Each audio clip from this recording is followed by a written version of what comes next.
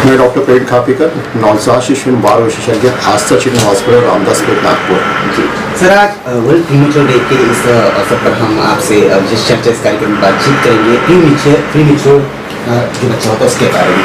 तो मैं जानना चाहूँगा कि प्रीमेच्योर डे जो है, वर्ल्ड प्रीमेच्योर डे, ये क्यों मनाया जाता है, किस तरह से की जाती है? हर साल जो है 17 नवंबर को जो है वर्ल्ड प्रीमेच्योर डे सेलिब्रेट किया जाता है।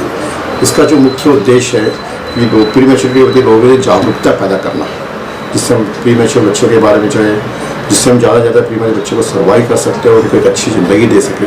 लोगों के बीच में जागरूकता पैदा करना इसका मुख्य उद्देश्य यही है। जी सर, अगर औसतन बात की जाए तो आज भारत में लगभग अगर परसेंटेज की लेवल बात की जाए तो कितने बच्चे प्रीमेच्योर पैदा होते हैं?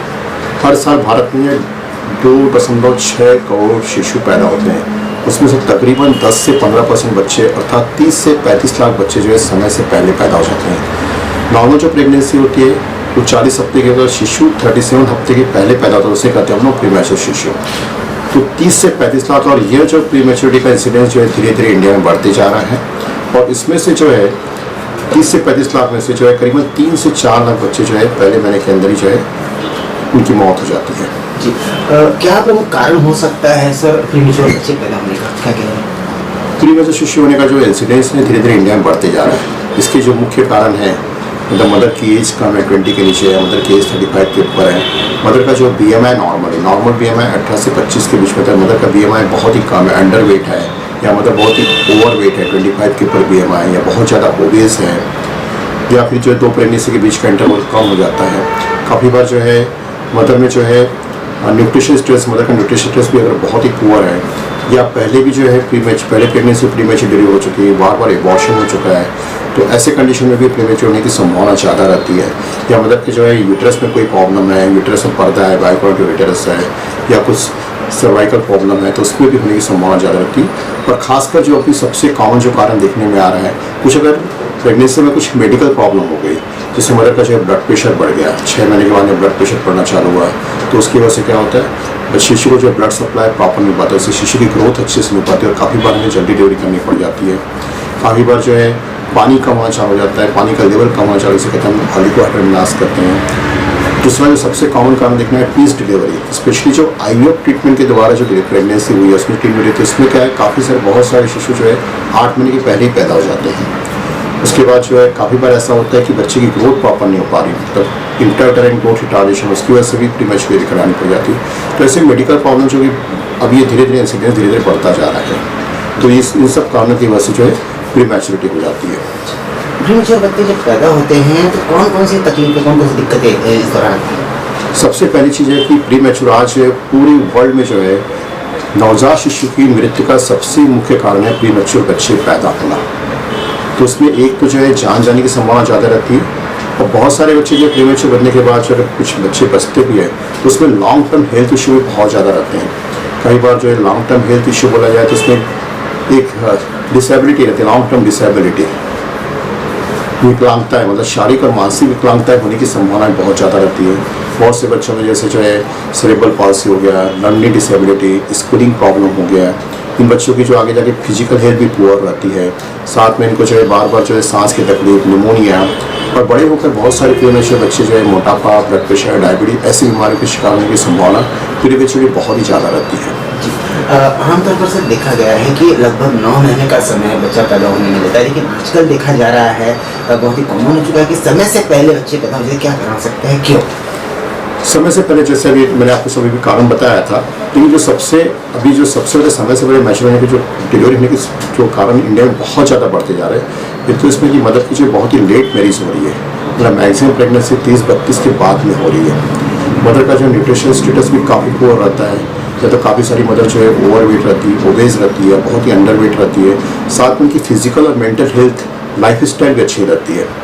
तो ये सब कारण है कि जिसकी वजह से जो है एनवायरमेंटल जो पॉल्यूशन बहुत बढ़ गया है, खाने पीने में केमिकल पेस्टिसाइड्स बहुत ज़्यादा है आजकल, तो इन सब चीज़ों का जो है प्रेगनेंसी पर प्रभाव पड़ रहा है। और ये इंसिडेंस धीरे धीरे इंडिया में 30 से 40% तक बढ़ते जा रहा है। और बहुत सारे बार प्रेगनेंसी में जो है मदर को बहुत सारी मेडिकल प्रॉब्लम आ रही है, हाइपरटेंशन हो रहा है, शुगर बढ़ रहा है, थायराइड की प्रॉब्लम है, पानी कम हो जाता है, तो उसकी वजह से काफ़ी बार प्रीमेच्योर डिलीवरी करानी पड़ रही है। शिशु प्रीमेच्योर ना हो, इसके लिए माता पिता ने प्रमुख तौर पर कौन कौन सी चीज़ों का ध्यान रखना चाहिए? सबसे इम्पॉर्टेंट चीज़ है कि जो है प्रेगनेंसी पूरा प्लान करके प्रेगनेंसी करना चाहिए। काफ़ी हम बिना सोचे समझे प्रेगनेंसी कर लेते हैं, हम ये नहीं देखते हैं कि जो मदर फादर की शारीरिक और मानसिक हेल्थ अच्छी है कि नहीं है, उसके बाद भी हम प्रेगनेंसी कर लेते हैं। तो सबसे पहले प्लानिंग करके प्रेगनेंसी करना चाहिए।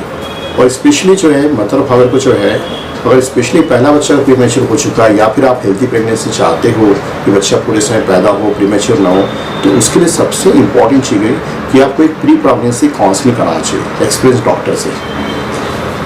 उसके बाद तीसरा जो सबसे इम्पॉर्टेंट फैक्टर है कि प्री प्रेगनेंसी के पहले, मतलब प्रेगनेंसी के 4 से 6 महीना पहले जो है मदर और फादर का जो है उसका शारीरिक स्वास्थ्य अच्छा होना चाहिए, मानसिक स्वास्थ्य अच्छा होना चाहिए, उसका खान पान अच्छा होना चाहिए, न्यूट्रिशनल स्टेटस अच्छा होना चाहिए, तभी जो है सक्सेसफुल प्रेगनेंसी की शुरुआत हो सकती है। तो ये सबसे इम्पॉर्टेंट फैक्टर होता है कि मदर की प्री प्रेगनेंसी हेल्थ अच्छी रहे, प्रॉपर काउंसलिंग करिए, अपना मदर में कोई टॉनिक हेल्थ प्रॉब्लम है कि उसके लिए ट्रीटमेंट करिए और उसके बाद ही प्रेगनेंसी करिए। बिना सोचे समझे प्रेगनेंसी करने से जो है प्रीमेच्योरिटी होने की संभावना बहुत ही ज़्यादा होती है, खासकर अनप्लान प्रेगनेंसी में ज़्यादा होती है। अगर मैं आस्था चाइल्ड केयर सेंटर की बात करूँ तो यहाँ पे बहुत ज़्यादा प्रीमेच्योर बच्चों का ट्रीटमेंट यहाँ पे किया गया है। मैं जानना चाहूँगा कौन कौन सी फैसिलिटी प्रीमेच्योर बच्चों के लिए स्पेशली आस्था चाइल्ड क्रिटिकल केयर सेंटर? आस्था शिशु अस्पताल जो है पिछले जो है 22 साल से जो है इसीलिए काम कर रहा है, स्पेशली जो है कम वजन के शिशु और प्रीमेच्योर शिशु को जो है एक नई जिंदगी देने का काम कर रहा है। यहाँ पर सबसे इम्पॉर्टेंट बात है कि अगर किसी परिवार वाले को पता चल गया है कि यहाँ पर प्रीमेच्योर डिलीवरी होने वाली है, तो हम उसको एक बेस्ट आउटकम देना है अपने को, जिससे उसका सर्वाइवल भी अच्छा रहे और लॉन्ग टर्म उसमें हेल्थ भी इशू ना रहे। तो उसके लिए पेरेंट्स को सबसे पहले बात ध्यान रखना चाहिए कि मदर को एक अच्छी एंटीनेटर प्रोवाइड करें। दूसरा जो है बच्चे को जो है पैदा होने के बाद उसको जो अच्छी है तुरंत NICU, अच्छी क्वालिटी NICU केयर मिले। क्वालिटी NICU केयर का अर्थ क्या होता है कि मिनिमम इंटरवेंशन, एक aggressive nutrition policy, cost effective और पेरेंट्स फ्रेंडली केयर प्रोवाइड करें। यहाँ सबसे इम्पॉर्टेंट चीज़ है कि ऐसे में आपको कैसी केयर मिल रही है वो सबसे इम्पॉर्टेंट, कि आपके शिशु का किस तरीके से किस अप्रोच से ट्रीटमेंट हुआ गया वो सबसे इम्पॉर्टेंट है। और लास्ट सबसे जो इम्पॉर्टेंट पार्ट है, अगर आप अपने शिशु को अच्छा बेस्ट आउटकम देना चाहते हैं तो आपको ऐसी जगह डिलीवरी करानी चाहिए जहाँ पर माँ की डिलीवरी और डिलीवरी होने के बाद तुरंत बच्चे को NICU केयर मिल जाए। तो उससे क्या होता है बच्चे का जो आउटकम भी अच्छा रहता है, ट्रीटमेंट भी बहुत कॉस्ट इफेक्टिव रहता है और लॉन्ग टर्म कॉम्प्लिकेशन होने की संभावना भी बहुत ज़्यादा रहती है। और आस्था चिल्ड्रन अस्पताल में जो है यह फैसिलिटी है, यहाँ पर जो है मदर की डिलीवरी भी हो जाती है और तुरंत जो शिशु का NICU केयर भी मिल जाती है।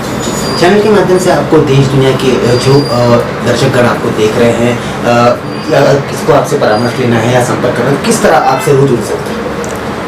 आपसे जो है आस्था चिल्ड्रन हॉस्पिटल में बारे में जो है पूरी जानकारी आपको जो है एक तो यूट्यूब के पूरे चैनल में जो है पूरे प्रीमेच्योर के बारे में, पूरे वीडियो के बारे में सब बताया गया हुआ कि किस तरीके का ट्रीटमेंट होता है, क्या कारण होते हैं, अगर प्रीमेच्योर बच्चे का जो है ट्रीटमेंट होता है तो उसका NICU में कैसे ट्रीटमेंट किया जाता है, कब शिशु की छुट्टी हो जाती है, घर में जाके कैसे केयर करनी चाहिए, इस सब चीज़ों के बारे में यूट्यूब में पूरी जानकारी अवेलेबल है। साथ में आप जो है हॉस्पिटल की जो वेबसाइट है उसमें भी जाके कर सकते हो, उसमें आपको वहाँ पर कोई जानकारी मिल जाएगी। तो आस्था चिल्ड्रन अस्पताल रामदासपेट नागपुर आप डॉक्टर खाबे कर लीजिएगा तो आपको पूरी जानकारी मिल जाएगी।